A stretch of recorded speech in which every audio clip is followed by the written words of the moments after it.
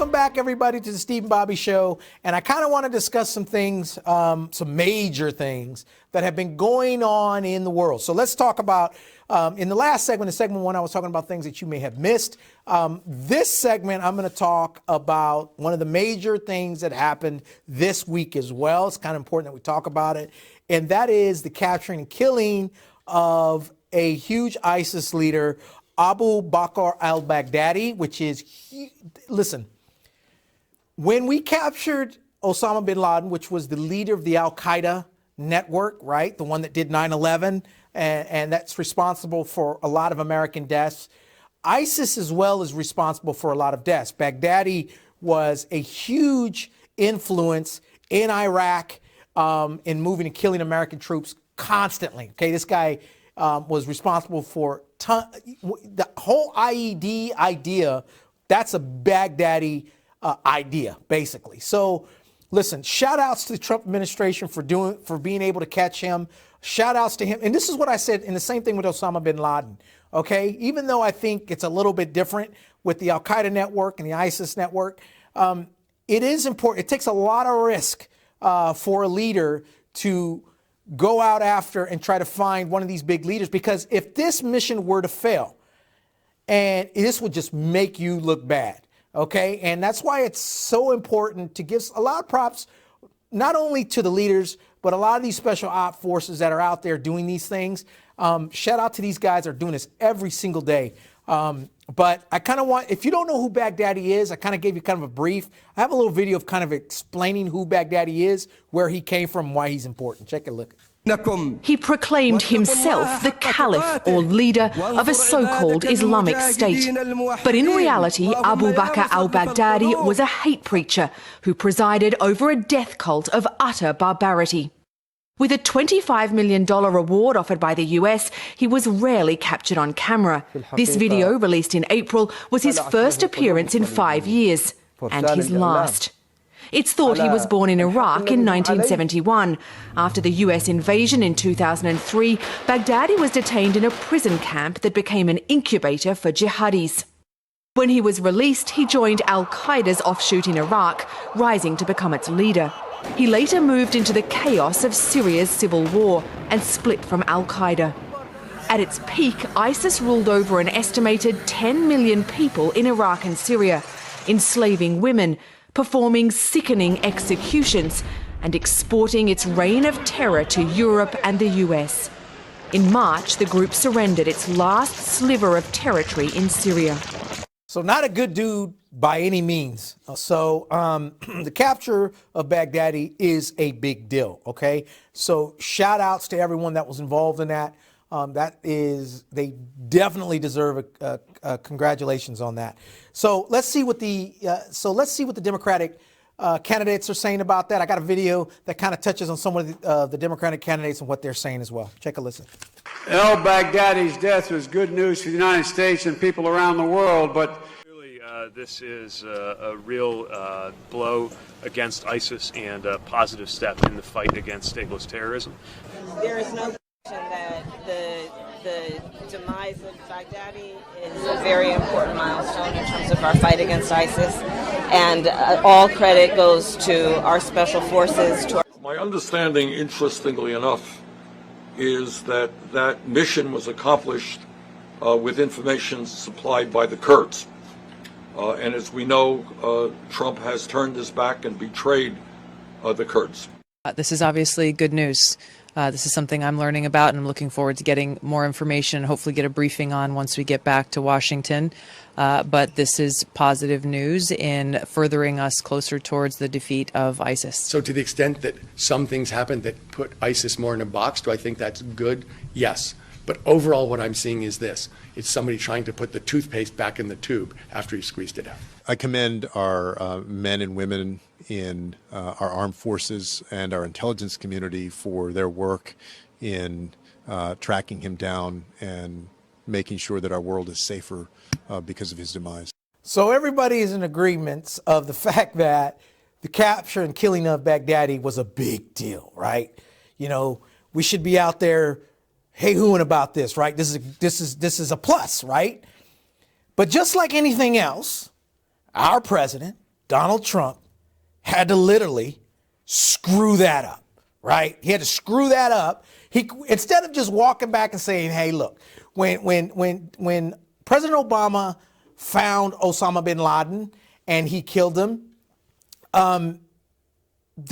it wasn't a, you just have to see this to see what I'm talking about and the difference. I didn't mesh the two because I think it kind of does Trump injustice just because of just how insane Donald Trump was. I want you to listen to the press conference that it's a little bit long, it's about 1.5 minutes to 1:40 seconds, but you need to listen to all of it to understand exactly why I think this man is so delusional in a lot of different ways. Instead of just saying, yes, great job we did, he just had to take it a step further. Take a look. Before he Last night, the United States brought the world's #1 terrorist leader to justice.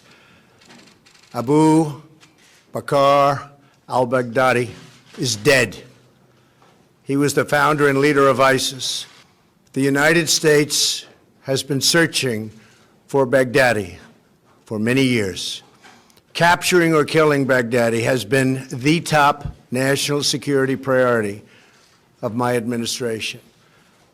He died after running into a dead-end tunnel, whimpering and crying and screaming all the way, as our dogs chased him down. He ignited his vest, killing himself and the 3 children. The thug who tried so hard to intimidate others spent his last moments in utter fear, in total panic and dread, terrified of the American forces bearing down on him. Baghdadi was vicious and violent, and he died in a vicious and violent way as a coward, running and crying. This raid was impeccable and could only have taken place with the acknowledgement and help of certain other nations and people. I want to thank the nations of Russia, Turkey, Syria, and Iraq, and I also want to thank the Syrian Kurds for certain support they were able to give us. This was a very, very dangerous mission. This is the President of the United States of America. That man that you just saw was the President of the United States. So instead of just saying, we got Baghdadi, we did what we have to do, I appreciate our special forces and the allies that are out there that helped us, and just wipe your hands and walk away. Okay, that looks a lot better than the crap that he just said. It's embarrassing when this man goes on prime time, because, we're not the only ones seeing that. Okay, there's people in Britain and in Australia and all over the world that are seeing this. But what's interesting about that was the ending part, because remember, the capturing of Baghdadi wasn't just a U.S. inference, right? There was more involved in that, right? He thinks Russia, Turkey, and Syria, who we are in pretty much at war with. Russia hacked into our elections in 2016. Turkey annulled a peace agreement that he had with them in attacking a U.S. ally in the Kurds. And Syria, we've been at war with these guys since 2015. And those are the people that he wants to think in capturing Baghdadi. So look, it is what it is. This guy is just absolutely lost his mind in a lot of different ways, and how he expresses himself is just ridiculous. But I'm not the only one that took notice as to who he thanked. Take a look at this next video. About this Pelosi thing, because Pelosi's an honorable person, whatever. She's obviously partisan, no more partisan than anybody else in Washington, a smart, patriotic person. In a statement today, Pelosi said the House must be briefed on this raid, which the Russians, but not top congressional leadership, were notified of in advance, and on the administration's overall strategy in the region. The statement is reminiscent, of course, of remarks she made directly to the president earlier this month, when she asked him why all roads lead to Putin. Now, a great moment when she pointed across the table at the president and said, why does everything lead to Putin? Why did he tell Putin before he told the Democrats? So that's the real big question, right? So you have President Trump calling and telling the Russian, the Turkish, and the Syrian governments before telling his own government, which is the congressional leader, which is Nancy Pelosi and Adam Schiff, right, about an attack that he did in capturing Baghdadi. By the way, under the Constitution, the only one that can do any attacking and that can approve and appropriate that kind of attacking is Congress. And he didn't even give them the simple audacity of letting them know that he was going to do a major operation like that. So Adam Schiff and Nancy Pelosi were upset. Take a look at this video and you can see what I'm talking about. Welcome, Mr. Chairman, this morning. And I do want to start with this raid on Baghdadi that left Baghdadi killed. You were not told. Was Nancy Pelosi given any sort of heads up about this? In terms of notifying the Gang of Eight, that wasn't done.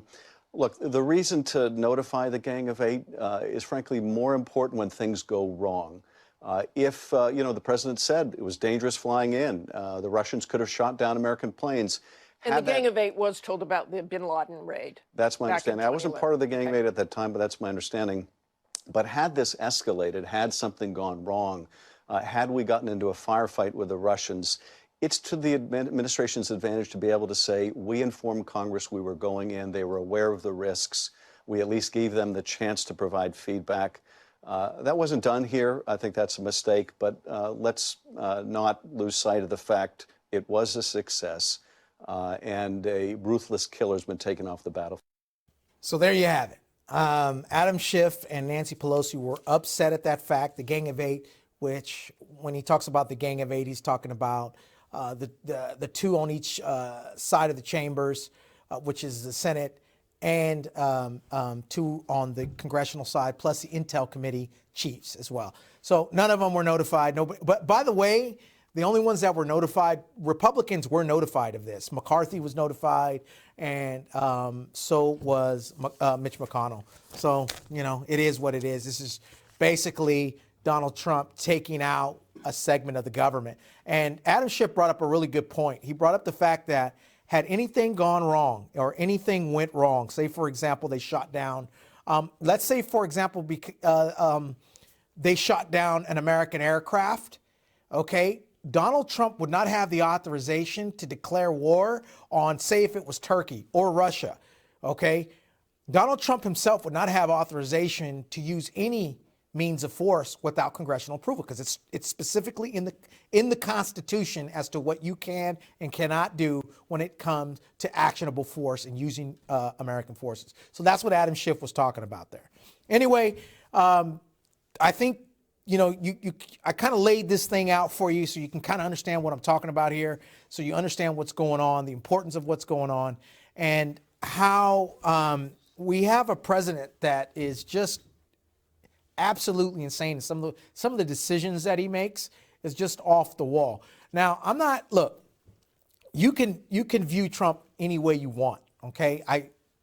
You can say whatever you want in a lot of different ways. And hey, if you like the fact that he's changing the way Washington works, okay, and you like what he's doing now, understand that everything that Donald Trump is doing now and getting away with sets precedents for every other president after him to do the exact same thing. So if you're okay with Donald Trump doing what he's doing, remember, your guy is not going to be president to the end of time, okay? It's going to get changed. Somebody else is going to get in there, a Democrat, a liberal, an ultra-conservative, an ultra-liberal, an Antifa. What if an Antifa gets elected? Okay? Those are the things that you need to understand and you need to put together, that if you're willing to give it up for your guy, it's only a matter of time before the other guy gets to do that. See, this is the difference between the way I think and the way some other people think. Because I was totally against President Obama and his movement of using some of executive power in pushing some of these spy agency things that they were doing in reference to tapping in our phones, right? And all these Patriot Act that he signed. I was against that, and I was open about that. Anyway, past my time. Anyway, I appreciate everybody. This is segment 2. Thank you for watching the Stephen Bobby Show here in Mad Talk TV studios here in Fresno, California. Stay tuned for segment 3. I appreciate you.